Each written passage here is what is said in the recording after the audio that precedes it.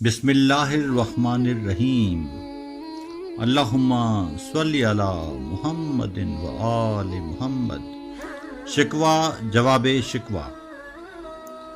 قبل اس کے کہ علامہ اقبال رحمۃ اللہ علیہ کی شہرا آفاق نظم شکوہ اور جواب شکوہ کے مخصوص اشعار پیش کیے جائیں، اس نظم کے پس منظر سے واقف ہونا دلچسپی سے خالی نہیں۔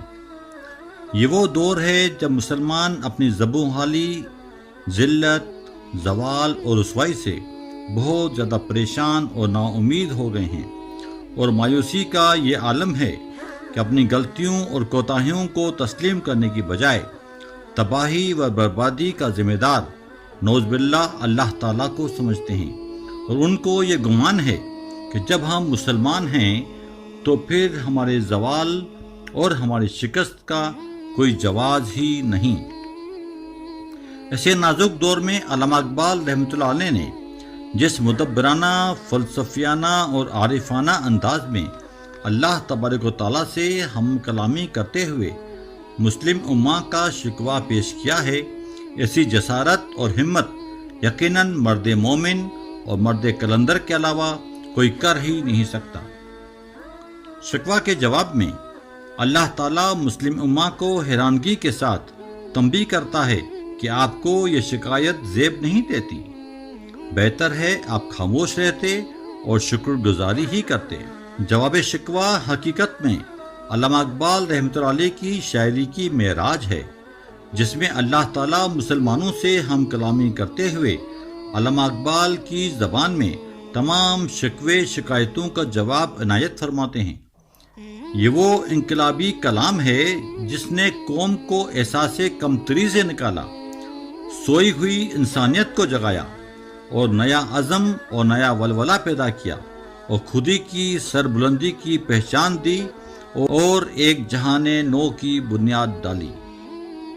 علامہ اقبال، آج بھی ہم سر خم کر کے تجھے سلام پیش کرتے ہیں۔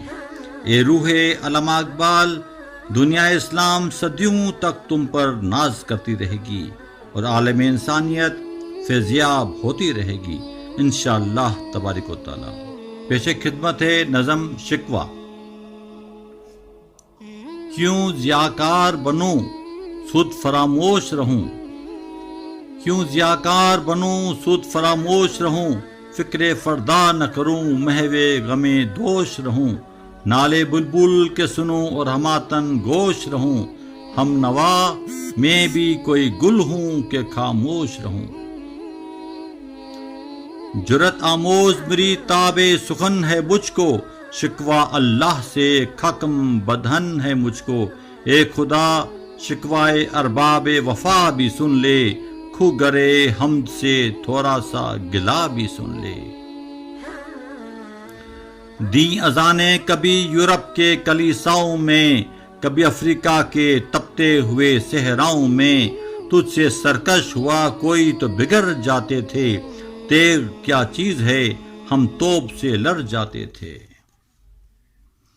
پر تیرے نام پہ تلوار اٹھائی کس نے، بات جو بگڑی ہوئی تھی وہ بنائی کس نے، تو ہی کہہ دے کہ اکھاڑا درے خیبر کس نے، کاٹ کر رکھ دیے کفار کے لشکر کس نے۔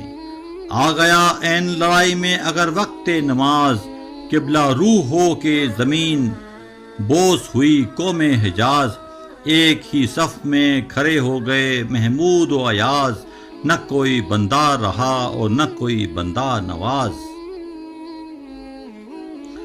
صفحۂ دہ سے باطل کو بٹایا ہم نے، نوے انسان کو غلامی سے چھڑایا ہم نے، تیرے کعبے کو جبینوں سے بسایا ہم نے، تیرے قرآن کو سینوں سے لگایا ہم نے، پھر بھی ہم سے یہ گلہ ہے کہ وفادار نہیں، ہم وفادار نہیں تو بھی تو دلدار نہیں۔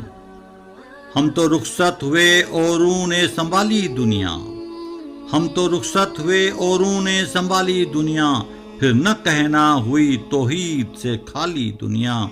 تجھ کو چھوڑا کہ رسول عربی کو چھوڑا، رسم سلمان اویس کرنی کو چھوڑا، کھندازن کفر ہے احساس تجھے ہے کہ نہیں، کھندازن کفر ہے احساس تجھے ہے کہ نہیں، اپنی توحید کا کچھ پاس تجھے ہے کہ نہیں۔ دشت و دشت ہیں دریا بھی نہ چھوڑے ہم نے، دشت و دشت ہیں دریا بھی نہ چھوڑے ہم نے، بحر ظلمات میں دوڑا دیے گھوڑے ہم نے، آگ تکبیر کی سینوں میں دبی رکھتے ہیں، زندگی مثل بلال حبشی رکھتے ہیں۔